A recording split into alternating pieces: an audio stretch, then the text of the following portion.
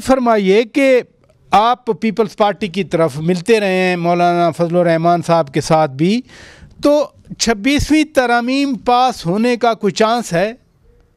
मेरा ख्याल है कि भाई हमारे इंसान का काम होता है कोशिश करना। अच्छा। और हमारी कोशिश है कि जितना भी बेहतर एक अमेंडमेंट सामने आए और जितना भी ब्रॉडर कंसेंसस उसके गिर्द हो उतना बेहतर होगा। वरना पास करने को तो आज भी हुकूमत पास कर सकती है, लेकिन पास करना जिसमें ज़्यादातर जो भी एंटिटीज़ हैं उनकी सपोर्ट और हिमायत हासिल हो, पार्टिसिपेशन।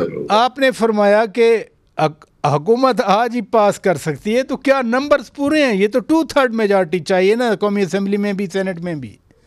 जी, जो अपरेंटली इंडिकेट किया जा रहा है उसमें तो नंबर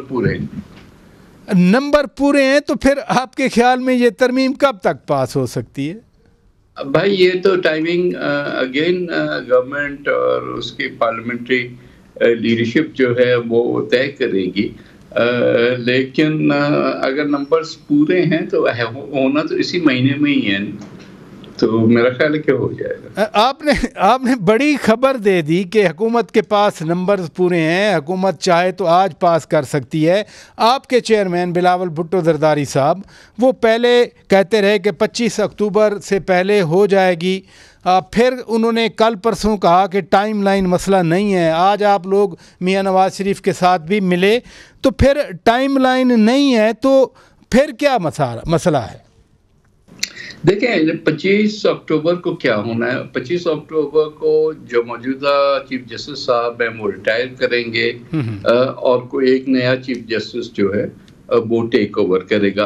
अनफॉर्चुनेटली जो लोग इस सारी चीज पे अटैक्स भी कर रहे हैं वो भी इस बात से कि वो पर्सन स्पेसिफिक बात कर रहे हैं कि जी वो होगा सीजे तो ये हो जाएगा और दूसरा होगा सीजे तो ये हो जाएगा, जबकि हम इंस्टीट्यूशनल बात कर रहे हैं। हम कह रहे हैं कि भाई अगर एक कॉन्स्टिट्यूशनल कोर्ट बनती है, इन प्लेस आती है, इट डजंट मैटर कि कौन उसका सरबराह होता है, लेकिन एक इंस्टीट्यूशन तो बन जानी चाहिए ना। तो इस वजह से ये क्या फर्क पड़ता है कि 25 से पहले हो या 25 के बाद हो। हालांकि मेरा ख्याल है कि हुकूमत भी कोशिश कर रही है कि 25 से पहले ही हो जाए और 25 से पहले ये हो जाएगा। लेकिन अगर हम शख्सियात पे फोकस ना रखें और जो है इंस्टीट्यूशन पे रखें तो फिर कोई फर्क नहीं पड़ता ना। आप फिर बड़ी खबर दे रहे हैं कि 25 से पहले आईनी तरमीम पास हो जाएगी। आप खुद मौलाना फजलुर रहमान से मिलते हैं पीपल्स पार्टी की तरफ, आप बाहर आते हैं मिल के तो आप खुश होते हैं। गुज़श्ता रात PTI के सीनियर लीडर्स गए थे, वो बाहर आए तो उन्होंने कहा कि हम मुतमईन हैं। तो ये मौलाना फजलुर रहमान साहब क्या चाह रहे हैं? नहीं, देखिए ना, मौलाना साहब तो जाहिर है हर एक का अपना अपना पर्सपेक्टिव, अपना मैनिफेस्टो, अपना बैकग्राउंड होता है, तो वो भी यही चाहेंगे कि जो चीज़ें उनके मंशूर में हो उसको अकोमोडेट किया जाए।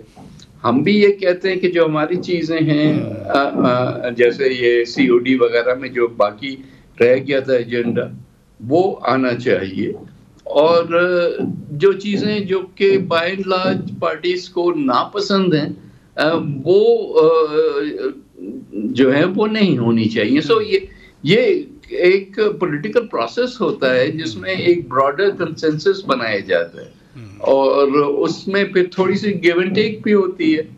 तो ये सारी चीजें सामने रखते हुए इसमें कोई भी वो कवायद की बात नहीं कि PTI मिलती है उनसे तो वो होश आते हैं, कोई हम वहां पे ये दुश्मनी, अगर हम ये चीजें ना छोटी छोटी जो हैं अपनी पर्सनल ग्रजेस एंड ग्रीवियंसेस और प्रेफरेंसेस को छोड़ दें तो एक बहुत अच्छा ब्रॉड कंसेंसस बन सकता है। आप ब्रॉडर कंसेंसस की बात कर रहे हैं, आप ये भी फरमा रहे हैं कि हुकूमत के पास नंबर्स पूरे हैं, आप ये भी फरमा रहे हैं कि 25 से पहले हो सकती है।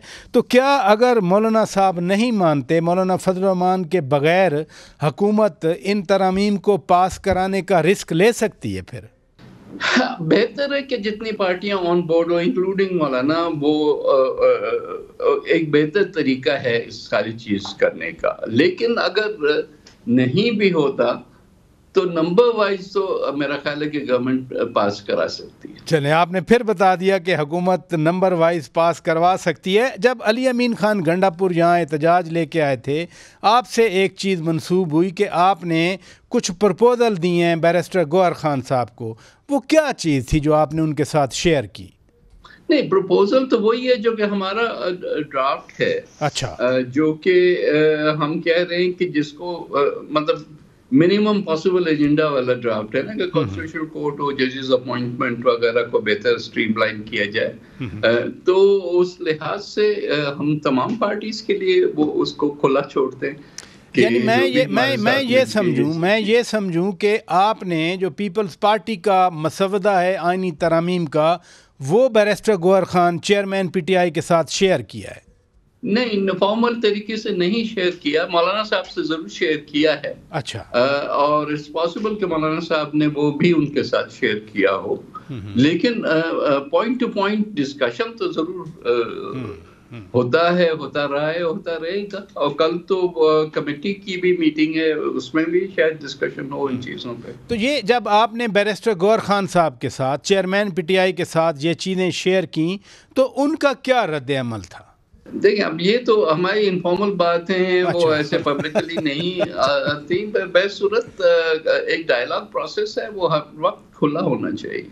अच्छा, एक लास्ट क्वेश्चन मैं ज़रूर पूछना चाह रहा हूँ, वो है, एक इसलिए कह रहा हूँ कि मईशत के हवाले से है। आईएमएफ ने पाकिस्तान के साथ एग्रीमेंट कर दिया, $7 अरब का है। सऊदी एक बड़ा डेलीगेशन जो है वो पाकिस्तान में है, $2 अरब की ख़ुद उन्होंने कहा कि इन्वेस्टमेंट के प्रोजेक्ट्स आइडेंटिफाई हुए हैं। फिर SCO पाकिस्तान में होने जा रही है। जब मईशत मुस्तहकम हो रही है तो फिर ये एहतजाज, ये धरने, ये इंतशार, इससे कितना ख़तरा है फिर? देखिए, जाहिर है कि ये चीज़ें नहीं होनी चाहिए, क्योंकि इकोनॉमी बढ़ती है तो पब्लिक का फ़ायदा होता है, पाकिस्तान की टोटल अवाम का फ़ायदा होता है ना। और इकोनॉमी अगर पीछे होती है तो उसमें सबका नुकसान है। जो है शौकत बराचा का भी नुकसान है, नवीद कमर का भी नुकसान है, मेरे वोटर का भी नुकसान है। तो एक नेशनल इश्यूज पे हमें इन चीज़ों को अलग चलना चाहिए, और हमारी अपनी जो सियासत है उसको अलग होना चाहिए।